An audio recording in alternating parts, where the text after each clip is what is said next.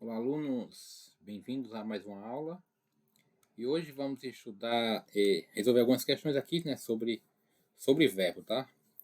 Da banca Sebrasp. Na aula anterior a gente viu sobre verbo, né, os assuntos, a teoria. Agora vamos resolver questões, tá bom? Vamos lá, primeira questão. Tem um texto, vamos logo para o enunciado. Os particípios verbais, estão lembrados? A gente estudou o particípio, né, que é uma forma verbal, né? Forma verbal. Tombado, ó, particípio termina em ado e ido, né? Construído, projetado, reinaugurado, remetem ao mesmo sujeito, remetem, né? Ao mesmo sujeito da passiva. O prédio do Departamento de Ordem Pública e Social, linha 1 e 2. Vamos ver se esses verbos aqui no particípio remetem ao mesmo sujeito. Olha só, destacando aqui, ó, os verbos que está lá no enunciado: tombado, construído e projetado. Esses verbos. São três, são decimais. Não tem outro, né? Eu tenho o verbo reinaugurado. Reinaugurado está tombado, construído, projetado. Cadê o reinaugurado? Tombado, construído, com arquitetura de Ramos de Azevedo, pertence à Secretaria de Cultura, projetado para abrigar, acabou usado como órgão repressor. E reinaugurado, linha 10. Porque aqui, linha 10, né? Olha só, reinaugurado. Reinaugurado, linha 10. É o segundo parágrafo, né? Ó. Então, o prédio do Departamento de Ordem Pública e Social, o DOPS, foi tombado. Ele diz no enunciado que esses verbos aqui em destaque, né, no particípio, remete ao mesmo sujeito. Que é um sujeito que foi tombado? Que foi tombado o prédio do Departamento de Ordem Pública e Social. Esse é o sujeito. Né? Sujeito do verbo tombar. Tombado, né? Particípio, certo. Esse tombado se refere ao sujeito. Construído em 1914. O que foi construído em 1914? O prédio do Departamento de Ordem Pública e Social. Também remete ao mesmo sujeito. Seguindo. Projetado para abrigar a estação da estrada de ferro Sorocabana. O que foi projetado? Esse prédio, né? O mesmo prédio, o mesmo sujeito. Agora vamos ver no segundo parágrafo. Há 3 anos, o prédio começou a ser restaurado. Reinaugurado em 2002. O que foi inaugurado? O prédio. Que prédio? Esse prédio, que é o mesmo sujeito. Então, o gabarito aqui está correto, né? Ó, remete ao mesmo sujeito da passiva, certo? Gabarito correto. Beleza? Próxima questão. Vamos logo ao enunciado.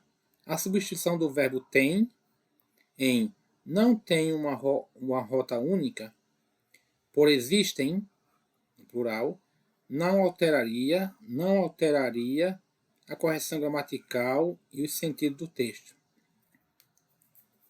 Veja bem, só por aqui você já vai ver que o enunciado está errado, a questão, porque olha só, tem é singular. Se fosse plural, independentemente do sujeito, né? No caso, no plural, por exemplo, os alunos têm dificuldade. Os alunos têm sujeito, né? O sujeito aqui no plural. Os alunos. Núcleo do sujeito alunos, está no plural. Então, o plural é tem. Agora, o aluno tem.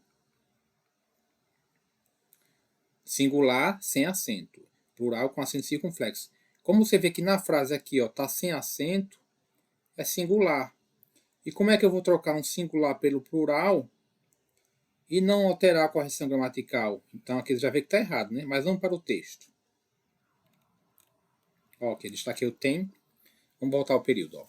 a experiência de encontrar os livros certos, nos momentos certos da vida, esses livros que nos fascinam e que nos vão transformando em leitores paulatinamente. Não tem uma rota única, nenhuma metodologia específica. Então, qual é o sujeito desse verbo ter aqui? Tem. O que é que não tem uma rota única? A experiência de encontrar os livros certos. Certo? Então, aqui é o sujeito, tá? Sujeito. Então, olha só. E qual é o núcleo do sujeito? O núcleo do sujeito é a palavra experiência. Experiência, né? O nome aqui é o núcleo do sujeito. Singular. Então, certo, tem. E se eu trocar pelo existem, né? Como aqui, ó. Pode trocar pelo existe? A experiência existem? Não. Existem. Né? Então, tem que analisar o sujeito e o núcleo do sujeito, tá? Não tem uma rota única. Então, uma rota única não é sujeito, não. Não pode analisar por aqui, né? Porque uma rota única está no singular, certo? Aí, se for analisar por aqui, você vai acertar também, porque está no singular. Aí, se trocar pelo existe, não pode. Mas não é esse, não. Tá bom? A ideia é essa aqui, ó. A experiência, que é o sujeito, tá? Tem que vir por esse caminho, tá? Então, aqui até quem não sabia identificar o sujeito, nem saber que o núcleo está no singular, acertaria, né? Porque iria por esse conceito aqui, ó. Tem o quê? Uma rota única. Uma rota única é sujeito, está no singular. Não. Sujeito é a experiência de encontrar os livros certos. Singular. Mesmo indo pelo caminho errado, acertaria, né? A questão. Então, aqui não pode trocar por existem, né? Pode trocar por existe. Né? Existe. Não existe. Singular. Tá? Gabarito errado. Está dizendo aqui que não alteraria a correção gramatical e o sentido do texto. Alteraria sim. Tá? Questão 3. Vamos anunciado. A substituição da forma verbal a por existe preservaria a coerência e a correção gramatical do texto. Vamos ver? Ele está aqui já aqui para você, ó. Há, sem dúvida, uma série de razões ulteriores. Vamos achar o sujeito. No caso aqui, o que há? Uma série de razões ulteriores. Mas aqui, o verbo haver no sentido de existir, qual é o tipo de sujeito?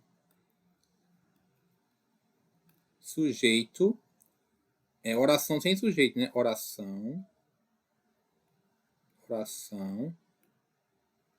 sem sujeito, tá?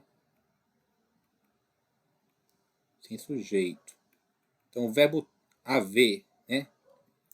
O verbo haver, no sentido de existir, é oração sem sujeito, tá bom? E uma série de razões, uma série é uma oração partitiva, né? Expressão partitiva, tá? Tem que ser no singular. Então aqui não pode ser existe. No caso aqui, perdão, pode trocar por existe, né? Existe, singular, né? Porque uma série também é partitivo, né? Partitivo. No caso, o verbo haver era uma oração sem sujeito. Se eu trocar por existe, presta atenção nisso, tá? Se eu trocar por existe, aí já tem um sujeito. O que é que existe? Uma série de razões, sujeito. Uma série de razões é sujeito. Mas com o verbo aqui a, com esse verbo, o sujeito é inexistente, tá bom? No caso aqui, tranquilo, pode trocar por existe, singular. Que se concorda com uma série, né? Oração partitiva, tá? Então aqui, correto, gabarito. Muito bem, vamos para a quarta questão. Vamos para a pergunta. No último período do segundo parágrafo, a forma verbal indicam está flexionada no plural para concordar com a palavra projeções, mas poderia ser substituída pela reforma verbo singular indica. Então, indicam poderia ser sem prejuízo da correção gramatical, dada a previsão gramatical de concordância com o termo mais próximo. Termo mais próximo, que no caso é o termo prazo. Isso é verdade? As projeções de mais longo prazo indicam, ele fala que pode ser indica. indica para concordar com o prazo. Tá correto? Vamos achar o sujeito. O que indica essa tendência? As projeções de mais longo prazo. Aqui é o sujeito. Sujeito. Qual é o núcleo do sujeito? Projeções. Projeções é um núcleo. Plural, não é isso? Plural. Se é plural, então aqui não pode ser indica, é indicam, né? As projeções indicam. Então aqui é um sujeito, é concordância verbal, tá? Concordância verbal. Indicam, tá? Plural. Então não pode ser indica. Ele diz aqui que, sem prejuízo da quadratura gramática, pode trocar o indicam por indica? Errado. O gabarito é errado, ok? Próxima questão, questão 5, Sebrasp, também, 2021, para professor de língua portuguesa. Vamos ler primeiro o enunciado. No texto, a forma verbal seja está no modo subjuntivo. Modo subjuntivo, a gente estudou isso, né? Já nas aulas anteriores. Quais são os modos verbais? São 3. Modo indicativo, né? Indicativo. Só relembrando aqui. Subjuntivo, que já está aqui, e imperativo. Imperativo. O indicativo indica uma certeza, o imperativo, ordem, pedido ou conselho, e o modo subjuntivo indica hipótese, tá bom? Hipótese,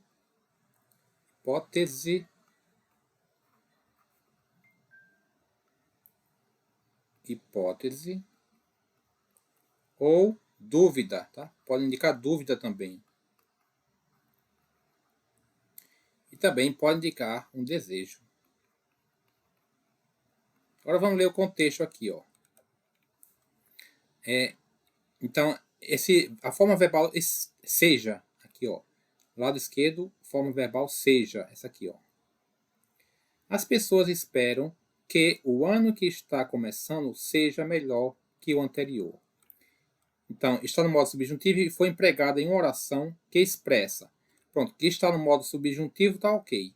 Olha só, antes do verbo vai ter o que, geralmente o que ou se, para indicar o modo subjuntivo. Ó, espero que você aprenda português.